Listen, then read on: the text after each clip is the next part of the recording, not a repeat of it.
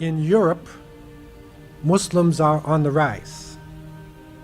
And even though you hear about France and you hear about the hijab taken off women's heads and you hear about pressure in the streets, the reality is on the ground that in Paris and Marseille, two largest cities, in France, 45% of people 25 years or under are Muslims. 45% of the population. In Belgium and in Holland, recent studies have shown that 1 out of every 2 babies born in the hospital, they're Muslims. 50% of the children born in their hospitals. And you will see the numbers rising. Even here in the Americas, you will see a huge increase happening now.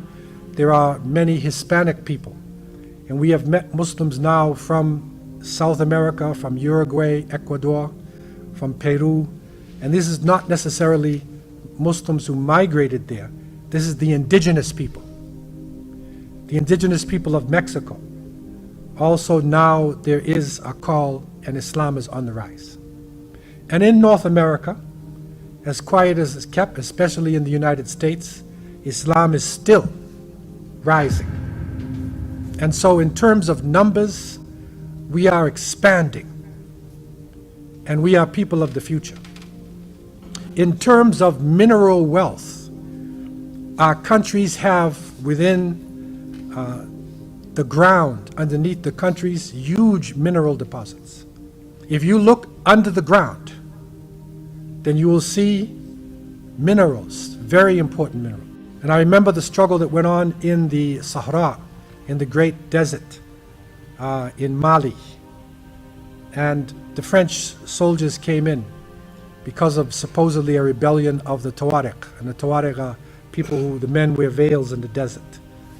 Right? So the French came in because they wanted to bring stability to Mali. But the reality was that it has one of the largest uranium deposits in the world. It's under the desert in Mali. And the French nuclear program is based upon that. So the reason why they rushed there was not to help the Tuareg or the Malian government. It was the minerals. Similarly in Afghanistan, even in Somalia, when we were in Cape Town, a delegation came from Hargeisa to the Muslim Judicial Council. I was part of that council at the time.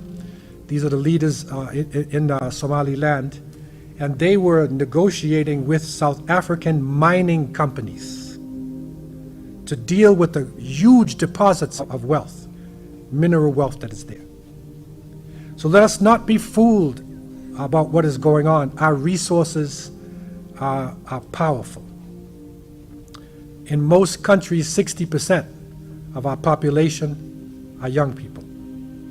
So the potential is there, but the problem is that we're looking at now is with the huge numbers, with the great wealth, there's a contradiction. Because with the great wealth, there is also poverty. There is amazing poverty, serious problems that are going on. And it is mind-boggling why Muslims coming out of the so-called Middle East, out of East Africa, even West Africa, would throw themselves into the Mediterranean just to get across, to go into Europe, to a place where the people do not want them. So something is seriously wrong. And that is the issue that we are looking at. That contradiction that is going on. And we recognize that Allah subhanahu wa ta'ala has clearly told us, as we cry for change, we are crying for change. But Allah told us very clearly in Surah Al-Ra'd, Inna Allah la yughayyiru ma biqawmin hatta yughayyiru ma bi anfusihim. Allah will not change the condition of a people until they change that which is in themselves. An internal change has to come about for our dua that we are making to be answered, for our numbers to be effective. An internal change has to come about. Right? They have destroyed our leaders.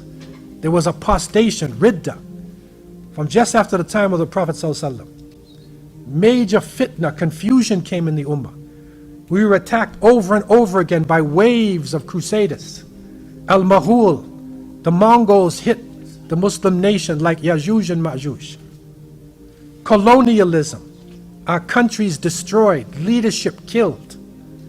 We see it happening over and over again. Now we see cities decimated. But somehow we come back. We come back. That is the mercy of Allah subhanahu wa ta'ala. That people who are not Muslim enter into Islam, but also that Muslims analyze themselves, make repentance, and reconstruct.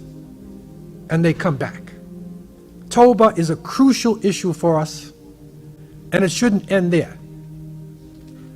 To be sincere to Allah subhanahu wa ta'ala is also to come to the aid and assistance of His religion.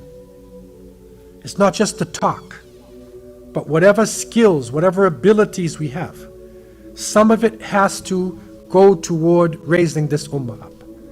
And this especially is important for Muslims living in Canada, who are living in North America, in parts of Europe where there is ease to a certain extent, where we have skills development training, that skills development training should not just be in order to get 2 houses or to have extra money, but something, we have to dedicate something in our life that we would use that skill that Allah gave us.